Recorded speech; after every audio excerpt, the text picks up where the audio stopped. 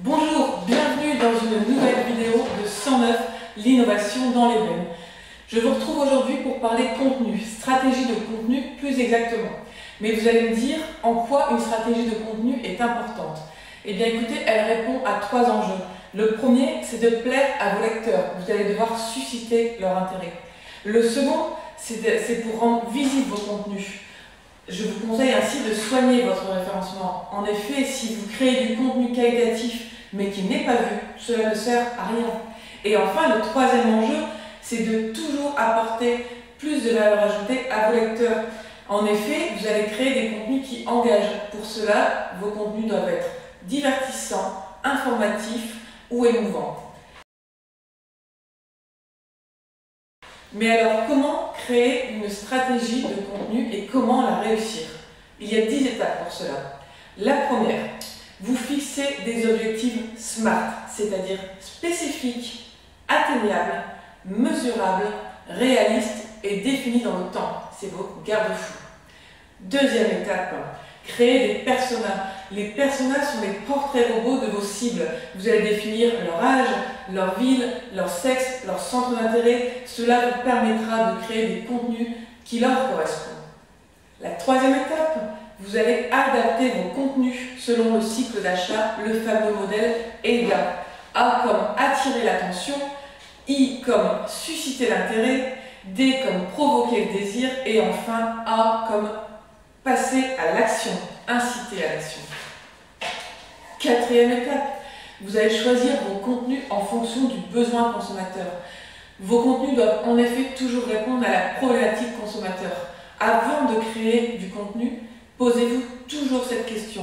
Est-ce que mon contenu, est-ce que mes contenus répondent à la problématique de mon client? Est-ce qu'ils lui apportent une solution? Si la réponse est non, recommencez. Cinquième étape, faites ressortir votre expertise et votre offre. Vos contenus doivent en effet se focaliser là-dessus, démontrer votre expertise, vos forces, vos avantages pour vous démarquer de la concurrence. Sixième étape, faites un audit de vos contenus. Vous avez très certainement des contenus déjà existants. Regardez leurs forces, leurs faiblesses et corrigez-les.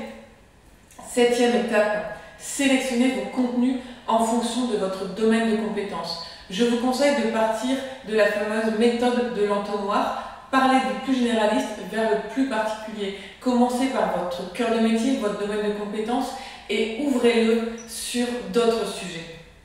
Huitième étape, soignez vos mots-clés. En effet, vous savez tous que nous recherchons dans Google, nous tapons des mots-clés afin de trouver ce que nous recherchons.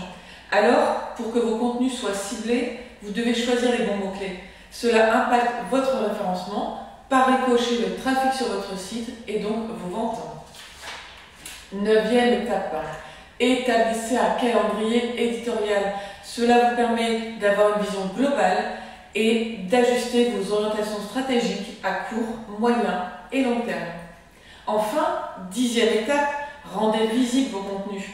Bravo, vous avez créé du très bon contenu. Maintenant, il faut le partager sur les bons canaux de diffusion. En effet, ne multipliez pas les canaux de diffusion, cela ne servira à rien, mais ciblez ceux où vos cibles se trouvent, ceux que vos cibles fréquentent. Voilà, vous savez désormais tout pour créer une bonne stratégie de contenu. Je suis là pour vous accompagner, ainsi que les autres membres de 109.